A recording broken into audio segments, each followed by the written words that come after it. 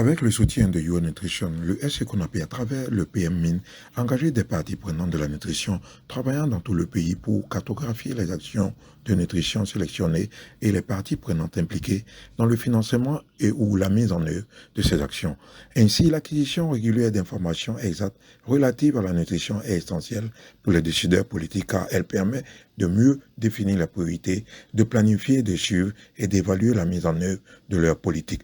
L'objectif visé étant de permettre aux ministères et aux partenaires impliqués dans le domaine de la nutrition de mieux comprendre qui fait quoi, sur qui, quand, où, comment, mais aussi d'identifier les lacunes dans la couverture géographique et dans la couverture de population afin d'aider à la planification et à la mise à l'échelle des actions de nutrition. Elle permettra également à l'ensemble des acteurs d'identifier les zones ayant davantage besoin d'un appui ou d'identifier la nature des actions devant être renforcées afin d'améliorer la coordination et d'assurer une mutualisation des efforts. Après ce long processus soutenu par le SCONAP, les résultats des travaux du rapport de la cartographie ont été finalement présentés.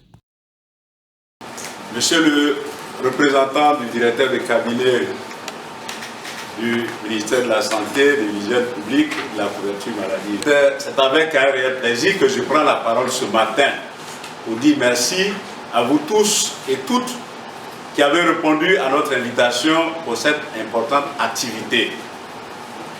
Je voudrais, au nom du secrétaire exécutif en mission hors du pays et qui souhaitait ardemment être ici aujourd'hui, vous adresser mes vifs remerciements pour votre présence chaleureuse et très distinguée à cette importante rencontre.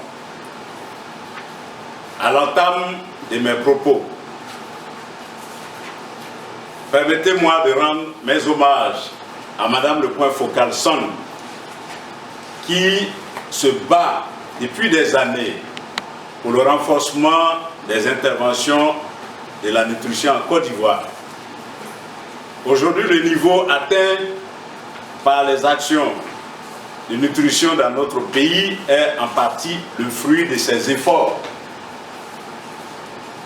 Veuillez vous joindre à moi pour lui adresser toutes nos vives félicitations. Je tiens également à saluer les consultants qui viennent nous soutenir dans le combat contre ce fléau mondial. Puis féliciter toute l'équipe technique de mise en œuvre de la cartographie pour la bonne conduite de cet exercice. Mesdames et messieurs, l'activité qui nous réunit aujourd'hui est d'une importance stratégique majeure pour la lutte contre la faim et la malnutrition dans notre pays. En effet, la malnutrition est la cause de nombreux décès, notamment de femmes et d'enfants. Elle compromet le développement par ses conséquences tant sur la santé, l'éducation que l'économie. Je me réjouis en tant que partenaire engagé de la Côte d'Ivoire, enfin, en tant qu'Union européenne, un partenaire engagé de la Côte d'Ivoire et partenaire de l'UNICEF, surtout dans le cadre de la nutrition, mais aussi dans d'autres domaines. Je me réjouis de cette cérémonie de présentation de la cartographie des intervenants en matière de nutrition. Je trouve que c'est très important pour qu'on puisse continuer à travailler ensemble. Je me réjouis aussi de voir la représentation multisectorielle dans cette salle. Je voudrais surtout prêter mes hommages aussi à la Côte d'Ivoire dans son travail au niveau de la nutrition et signaler l'importance qu'on apporte au début des travaux sur le nouveau plan stratégique national de la nutrition. Je pense que c'est un travail qui va aider beaucoup à développer d'autres plans. Donc, je ne dois pas répéter que le rôle central de la nutrition dans la résilience individuelle et collective n'a jamais été aussi clair que maintenant. Donc, améliorer l'alimentation mondiale et la sécurité nutritionnelle reste donc essentiel pour parvenir à un monde plus stable et équitable. Vous le disiez au début, si on ne commence pas par la nutrition, on n'aura pas une société avec de la santé et qui puisse être productive et durable. Donc l'Union européenne est convaincue qu'investir dans l'amélioration de la nutrition est l'un des investissements les plus efficaces, car l'impact est directement ressenti dans l'amélioration de la santé et de l'éducation des enfants, ainsi que dans le développement des communautés et donc la productivité du pays. Au-delà des chiffres des investissements, l'UE pousse pour la mise en œuvre des actions de fonds en fixant des objectifs ambitieux en matière de lutte contre la nutrition. Et nous sommes par exemple engagés à contribuer à l'effort de nos partenaires et participer à la réduction de 7 millions le nombre d'enfants de moins de 5 ans souffrant d'un retard de croissance de en 2025. Donc on fait ça en partenariat avec les pays concernés. Donc on ne vient pas expliquer qu'est-ce qu'il faut faire, on vient aider les pays, dans ce cas, si on peut, la Côte d'Ivoire et les autres pays partenaires, à mettre en œuvre leur plan. Et ici, je trouve que nous avons investi avec priorité, je pense, dans le financement des initiatives des plateformes nationales d'information pour la nutrition, le NIPI, que quelque part on célèbre ici aujourd'hui. Donc, et c'est là qu'on pense qu'on peut travailler ensemble, tous, dans la prise de décision et mieux apprendre qu'est-ce qu'il faut faire et qu'est-ce qu'il faut prendre en charge pour qu'on puisse atteindre nos aspirations. Je veux vous remercier pour tout votre engagement. Je veux saluer le travail de Madame Le Poivre-Calcin depuis des années, sa résilience, et remercier la collaboration avec l'UNICEF et évidemment avec les SECONAP. L'occasion m'est donnée une fois de plus de saluer l'ensemble des partenaires œuvrant dans le domaine de la nutrition, de l'alimentation et du développement de la petite enfance pour leur appui constant à l'État de Côte d'Ivoire.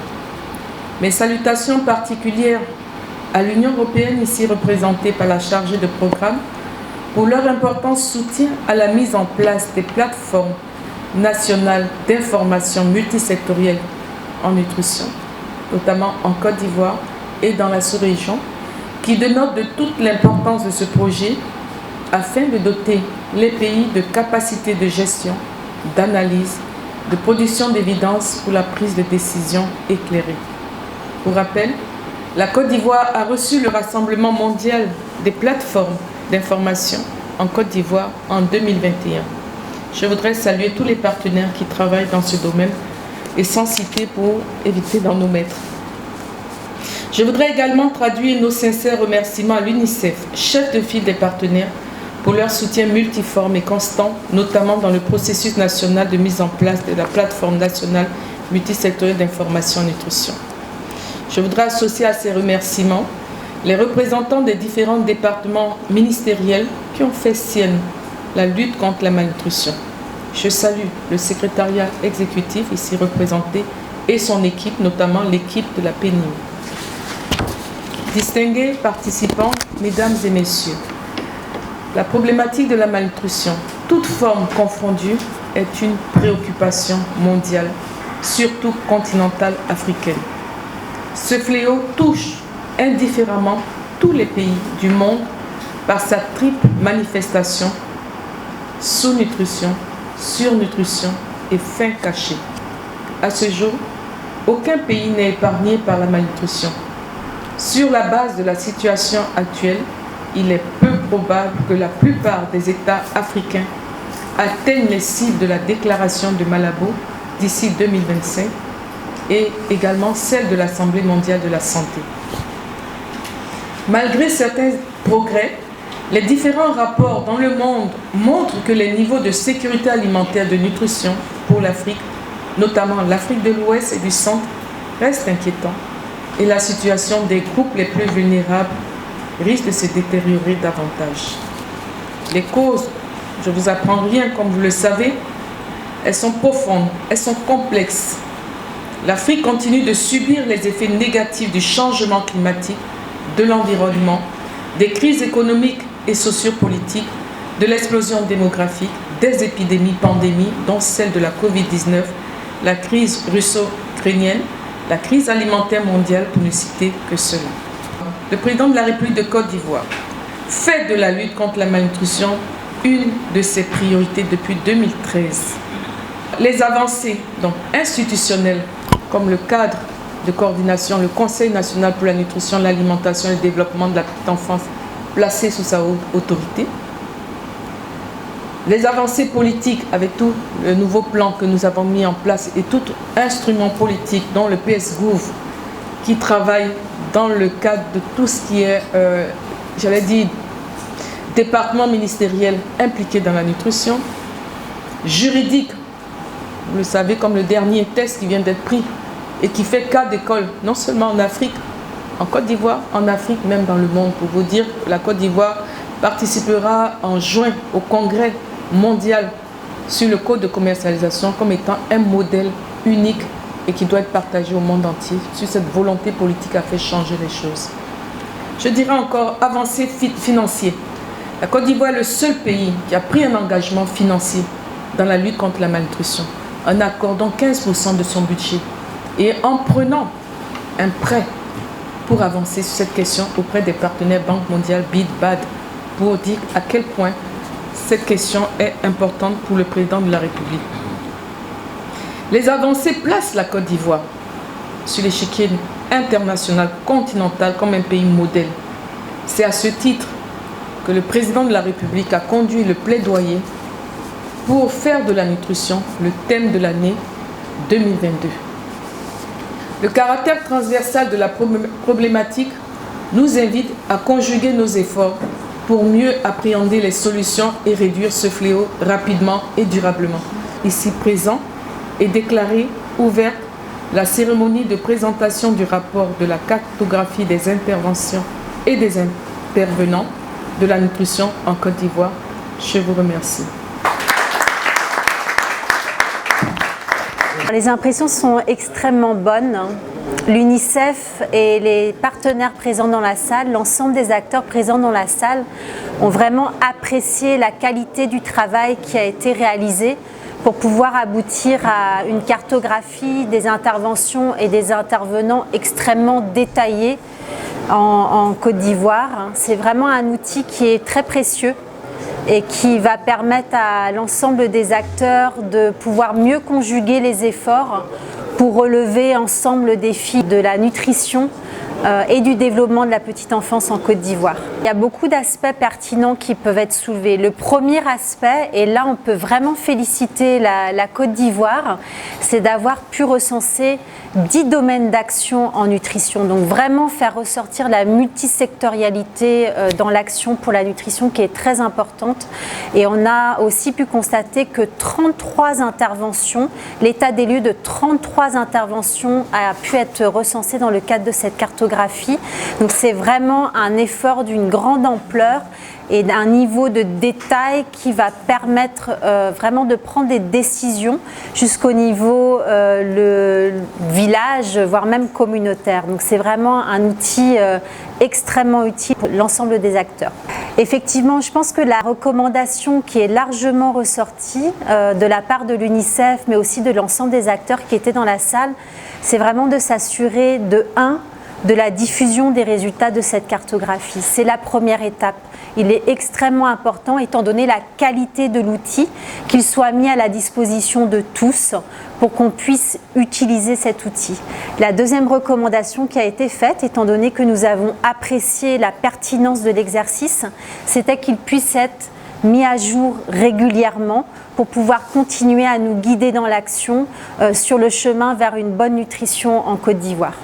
Nous avons initié avec le CONAPE et l'ensemble des parties prenantes d'élaborer donc un outil donc qui est la cartographie des interventions et des intervenants en Côte d'Ivoire sur la nutrition.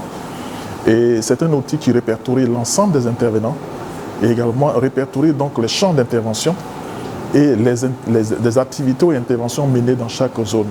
Cela nous donne donc une répartition spatiale de ce que nous faisons en Côte d'Ivoire sur la nutrition.